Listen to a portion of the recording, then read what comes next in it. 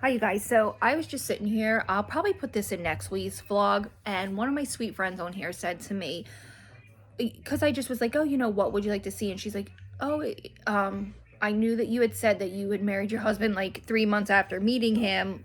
It would be neat to see or to hear like how you two met. And I'm just sitting here kind of bored. The kids are out with my husband.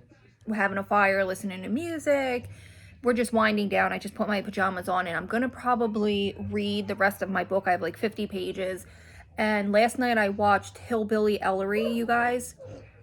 This has nothing to do with that. I'm just telling you kind of how my evenings have been winding down. Well, I watched Hillbilly Ellery on, was it Netflix? You guys, it's basically a memoir about an Appalachian family that is like kind of like rags to riches. He grew up poor and his mom had a lot of mental health and drug issues, and he ends up in Yale and interviewing to be a lawyer, and then he has to go back to help his mom who ends up back on drugs. And like something about this story last night really, I don't like saying triggered ever because I don't take that lightly in any sense of the word. I think that it is a real thing, PTSD and things that can truly trigger a terrible memory. But something about that movie last night felt so close to my childhood with the mental health and the mom having drug problems and just the crazy mania and the crazy ups and downs and the chaoticness of it.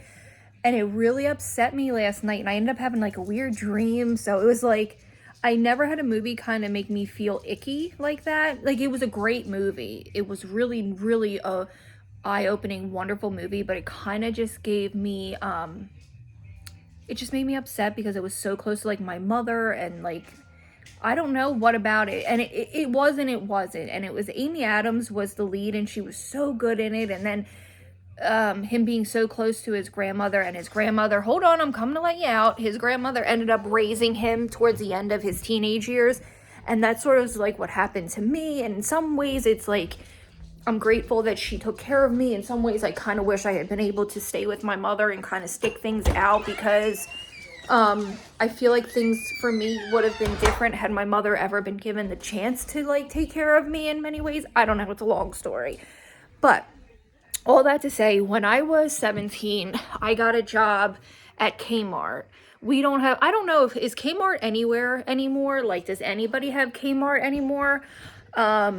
I know all the Kmarts have been shut down in my area. We had one Kmart left, and I think it finally shut down this year. It's sad because I loved Kmart. So I was 17 years old, and girl, you guys, I was like in the wrong crowd, doing the things that I shouldn't do, on my way to having a drug problem. I never was a drinker, but I was really on a path to like just a lot of trouble with the law, all of that. I know it's hard to believe because of the way I am now, but I really was I just was trying to fit in anywhere. And my grandparents were like, you need to get a job. This is ridiculous. You're not just going to sit here and get in trouble. So I applied at Dollar Tree and a Kmart. And those were the only two jobs that I got interviews back. And I got the job at both places, but something made me take the job at Kmart. I don't know what it was. I think that the manager at the Dollar Tree made me uncomfortable. If I remember, it was so long ago, it was 17 years ago. I believe he made me uncomfortable, and that's why he had made remarks about my looks, and that's why I ended up passing on the job. He was a lot older than me. I think he was in his 30s at the time, and I was just very uncomfortable, so I passed on that job, and I started working at Kmart, and I liked it. It was retail, but I was still really, really messed up, and people that I was hanging and palling around were showing up and waiting for me after my job, and I had just got my license, so I had too much freedom, but like a lot of resentment, and I just was really in a bad place. Honey, why are you eating a napkin? So I was working at Kmart for about 6 months, and there was I was like minding my business. I really wasn't interested. So I was working there for about 6 months. Like I said, I was cashier. And then there was a girl there, Kristen, who didn't like me at all because her boyfriend was kind of like a creep. She was a young woman too. She was like in her early 20s, and she was dating this 40-year-old guy named Randy. And I'm not saying he's a creep, but he was, okay? She was a young girl. There was nothing they had in common, and she was doing things to pursue him and keep him, and it was very odd. He was very flirty, and I think she thought I was interested in him, but I was literally, I think I had just turned 18 at the time. And for some reason, they put me on as a greeter at Kmart. And one day this guy walks in, and he's a new employee there. And they called them like O1s. They were like the cart pushers, and they build the bikes, and they would take furniture and build furniture, things like that. Or take furniture out to your car, yada, yada. And I never noticed my husband working there at the time. And the girl, Kristen, came up to me and said, hey, there's this new employee, Danny, and he wants to meet you and take you out. I was like, oh, okay, well, here's my number. And then she walks back over to me, and he had written this, my husband used to like to write poetry, and he had written this long poem, and I regretted a lot has happened in my life, and just some really awful things, and unfortunately, I misplaced all the letters that he had written me in the beginning of our marriage and relationship. But we ended up meeting, or he ended up calling me later that night, and of course I was out doing things I shouldn't, and I said, listen, I'm out, I'll be home in 1 hour, call me. We ended up spending the entire night on the phone. He had off the following day, or vice versa, I was off and he worked.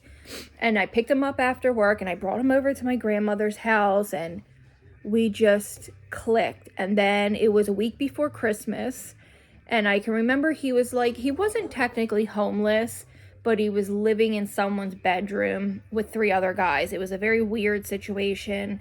Again, I would have to get my husband's permission to really tell anything about his life, because it is, some people might be judgmental and like, but some people might find it inspiring, because he is definitely one of those true stories of rehabilitation and going from being an institutionalized, like I had said, he'd spend time in some of those, like those wilderness camp schools and stuff like that, all kinds of horrible shit. And we just clicked, and then a week later, it was Christmas, and my mother was always a softie, always wanted a boy. Something about her and my husband just clicked. And I said, Mom, he has nowhere to go for Christmas. And she wasn't really like, she never really, after a bad incident years prior, she never let boys sleep over.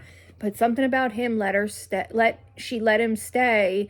And I swear he never left. After a week of meeting him, he came, he spent the night, and never left. That's how it feels like, and we've never been apart since. I'm not saying our marriage was perfect, and I truly believe if you make it to the 7th year, after that, things just become fabulous. Not fabulous, but they get better. I feel like the last, I don't want to say, since my mother died, like, there was a lot of issues between he and I in the beginning of our marriage. We were too young. We didn't trust each other. But he had changed his life so incredible around the end of 2013. She died in 2015, that we just started to rebuild our marriage in a different way. And for the first half of our marriage, it was really bad up front. We got married in 2006. But until right around 2013, he just changed his whole life. And things have just always been incredible. And we rebuilt our relationship. And the most important thing is he's the one person that I trust more than anybody in this whole world. And there wasn't trust in the beginning. But now it's like, I never second guess anything he says. I'm not saying he's perfect. He definitely has done things that he shouldn't. His biggest issue is money spending. But he's always where he says he is. I never think that he's somewhere he shouldn't be. He's just a very kind, giving person. And after that, our marriage, just, we rebuilt it. And I said, if I'm going to, either I'm going to forgive you for things, we're going to forgive each other and move on, and it's over with. And it has to be, because if you say you're going to forgive someone, you have to move on, or it's never going to work. Because I'm not going to be in a marriage that has no trust and no support. And we just decided that what we wanted for our daughter and for ourselves, and now we are each other's shadow. We are so important to each other.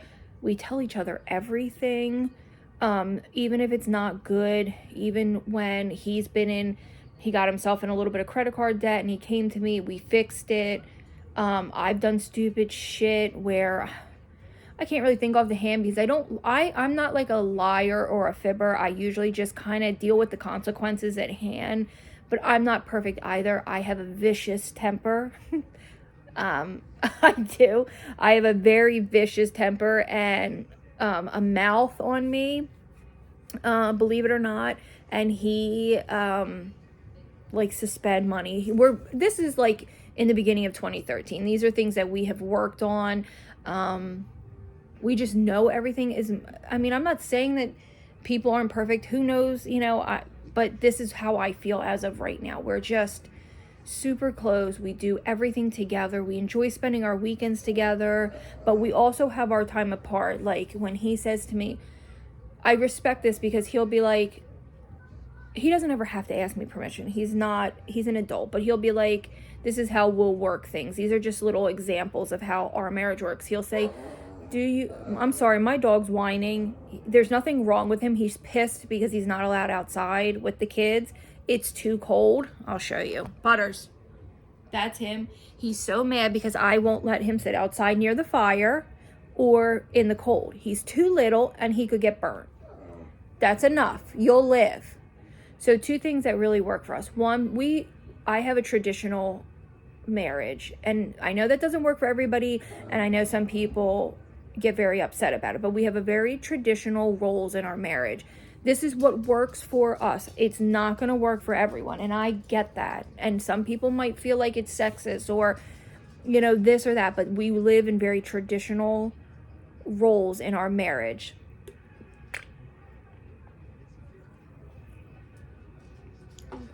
For example, sorry, I need to get a drink. For example, he'll say to me, oh, the boys are thinking about fishing on Friday. Do you mind if I go? While I understand I don't owe him a yes or no, it's just nice if I said to him, listen, we have some really, it's very rare that I don't think I've ever told him he couldn't go, ever. But if I had said to him, hey, this weekend isn't good, or I'm not feeling well, whatever, I don't really know any reason he shouldn't be able to go. He works so hard that's his downtime. He loves it. It's something he loves so, so much. And I always say, hey, I appreciate it, but yeah, that's fine. Do whatever you want. Just keep in touch with me. That's all I ever ask. And it just works for us. Or if we're leaving, he'll be like, I'm running to the food store, or I'm running to the office to talk to one of his co-workers. Just things like that. It works for us, and it's just a respect thing.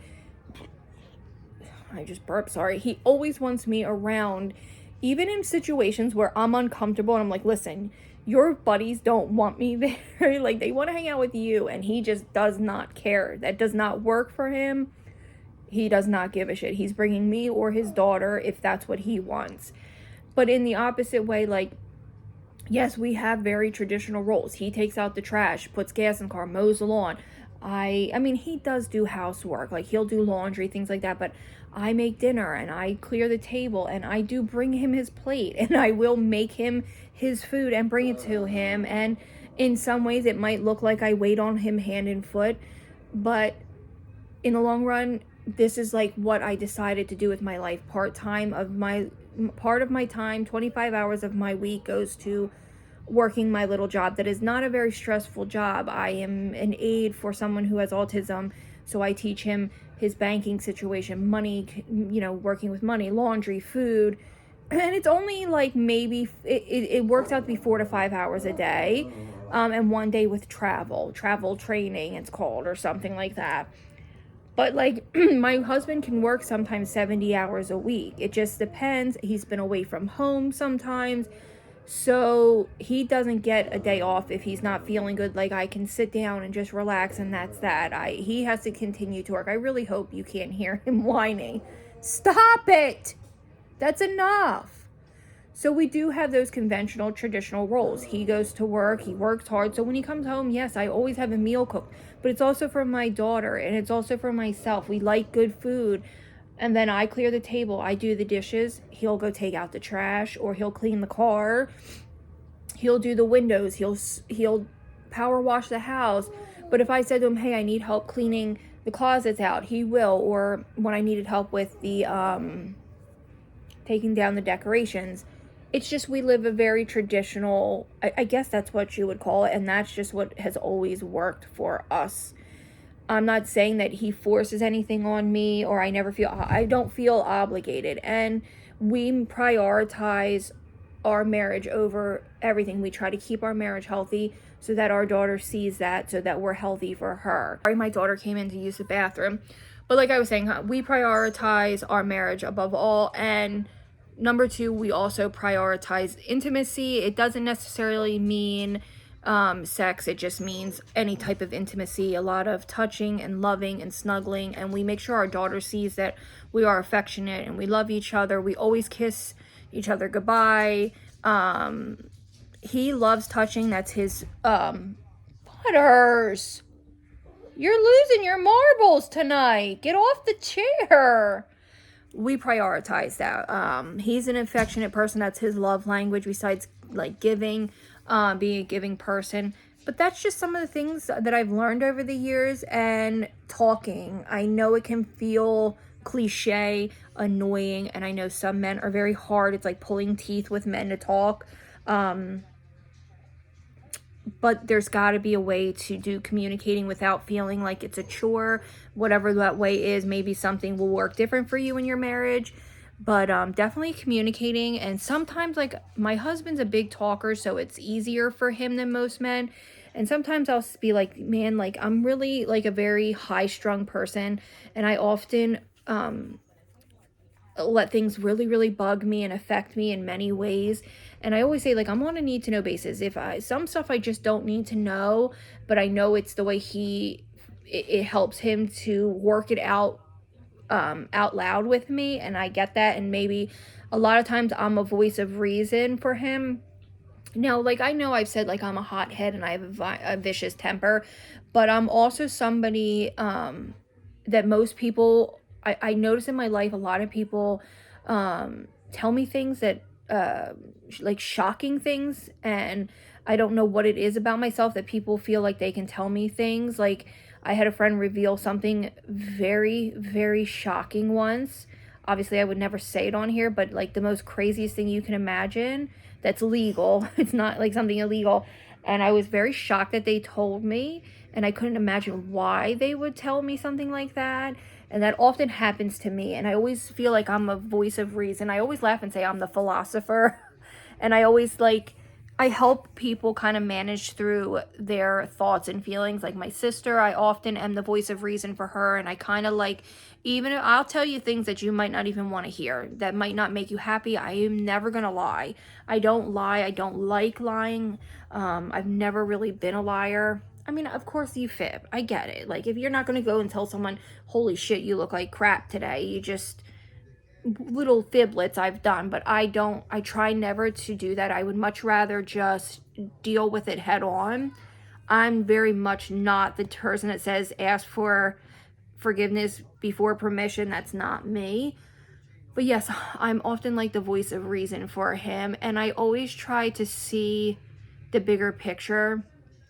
And I lose my temper a lot, and I try not to. Like, I lost my temper a couple days ago, and I try not to, and I just want to be there. And, you know, I say funny things, and I'll tell you, the number one thing that I love more than anything about my husband is that we laugh. Oh my God. He picks on me from the moment he wakes up till the moment he goes to bed. And I had to have developed a thick skin, but it's what is the most important thing to me is him making me laugh. Like the one day, I don't know what happened, but my butt was out, or my butt cheek stuck out. I don't remember. And he told me my butt looked like Casper's, the top of Casper's head. Some women might find that offensive and not laugh. I laughed so hard that I have peed my pants laughing at him. He has said things that some women would be so offended by, but it's just funny, and that's just how we work. We laugh at everything. You know I'm mad at him when I'm not laughing. I mean, all day long, I am dying some of the things that he says. It's not just about me, though. He's just the funniest person I've ever met, and that's just what works for us. I definitely could do a video. I would love his opinion on some of the things that he thinks has been working for our marriage, because we do have 17 years in, which I feel like is quite incredible, considering we met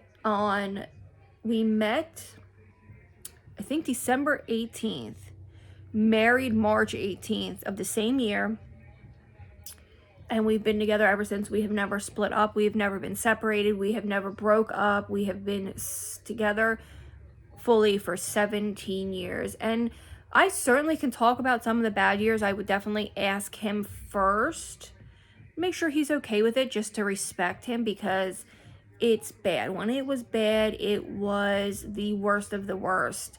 And we were both bad and toxic. But now, thank God, I always say this, and I know it's like probably not a healthy mindset, but I always thank God, the universe, everything in my body, that my daughter was so young when things were bad that she doesn't remember any of that stuff about us.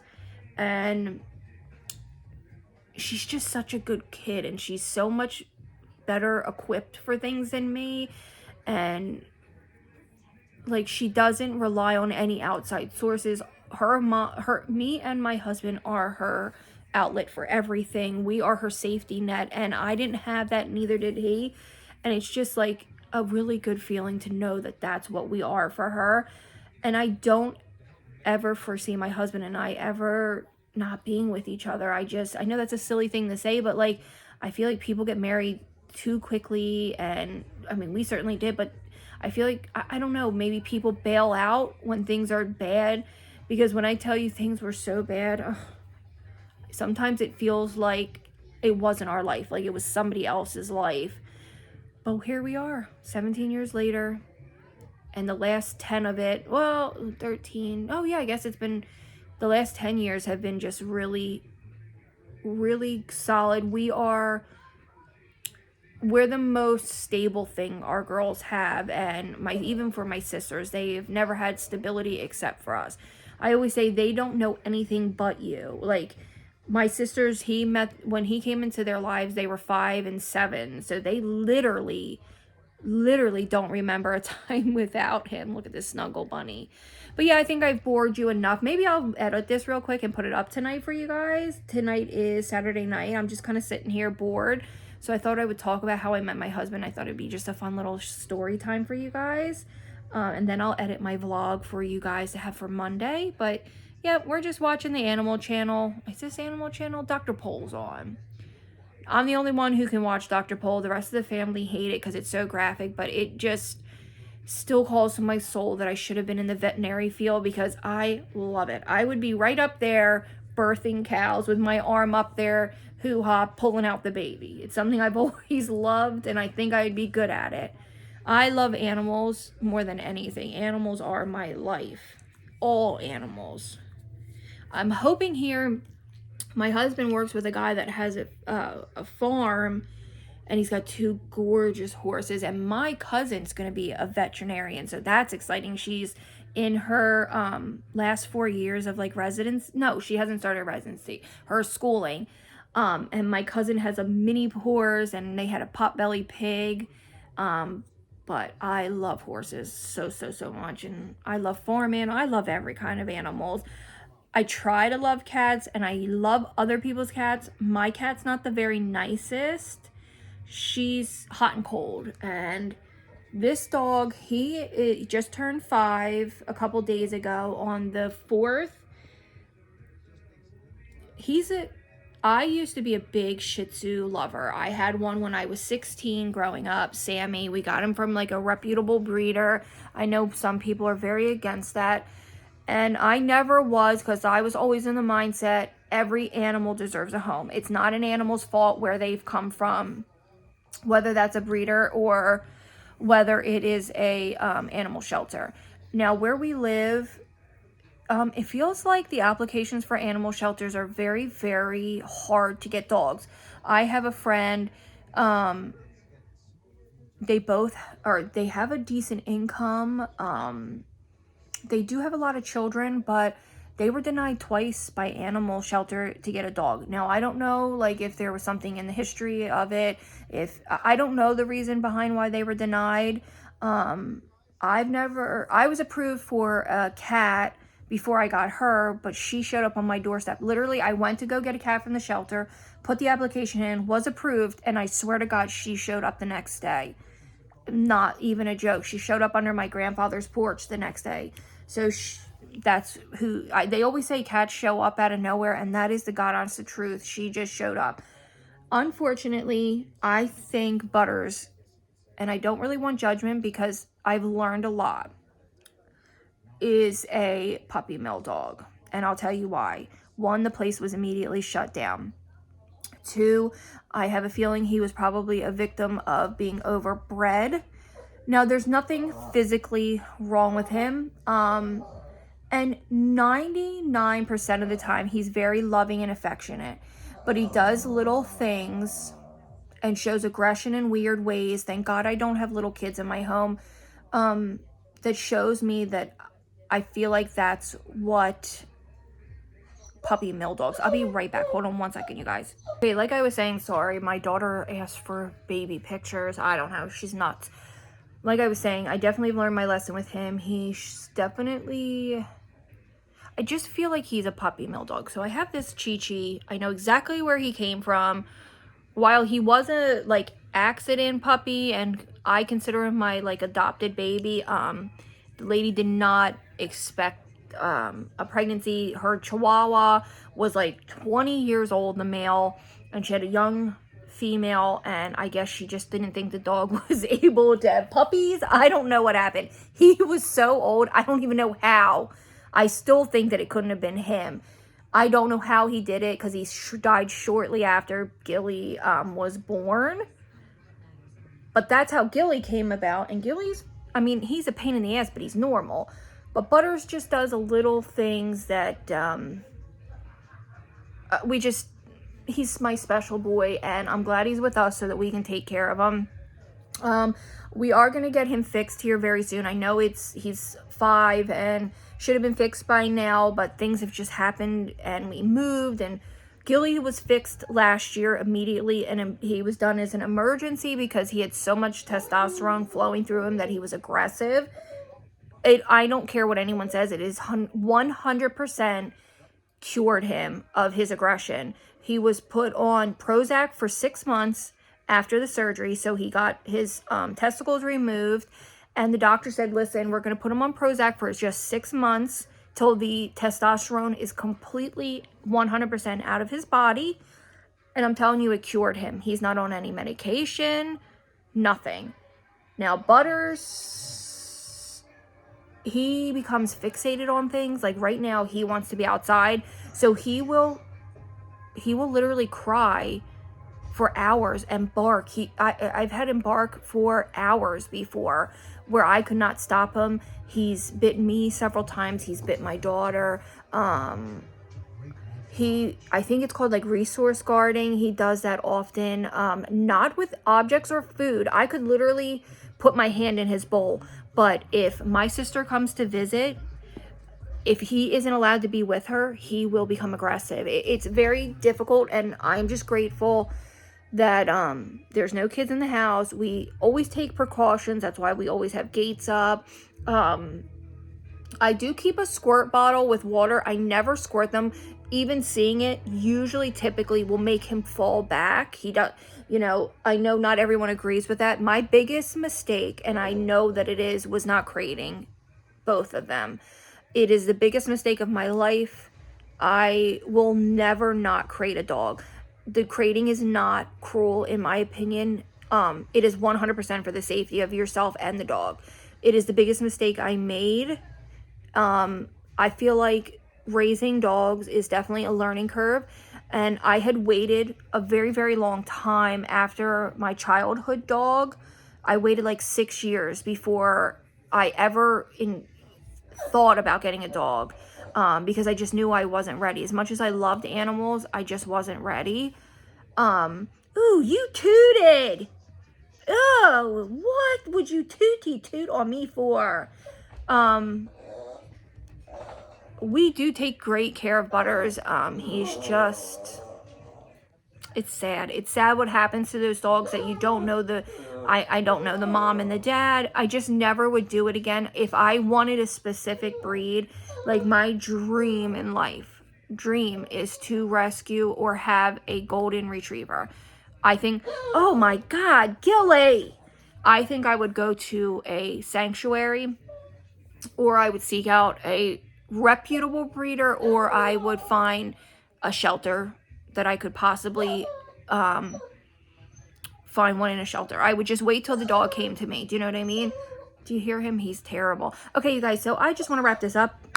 What was only supposed to be a little story time about my husband and I meeting has turned into me chatting again. So I'm going to finish my book, hang out for the rest of the night, and I will see you guys in my next video. I would love you to stick around and subscribe. These are the types of videos I'm going to be putting out more often, getting to know me a little more. Let's see, what can I ask you to tell me in the comments? Maybe if you are married or have a partner, how long you and your partner have been together, or if you have a dog, what kind of animal you might have at home, something about yourself. I would love to just get to know my friends on here a little bit better, and I will link my social medias for you, and I'll see you in my next video. Bye, guys.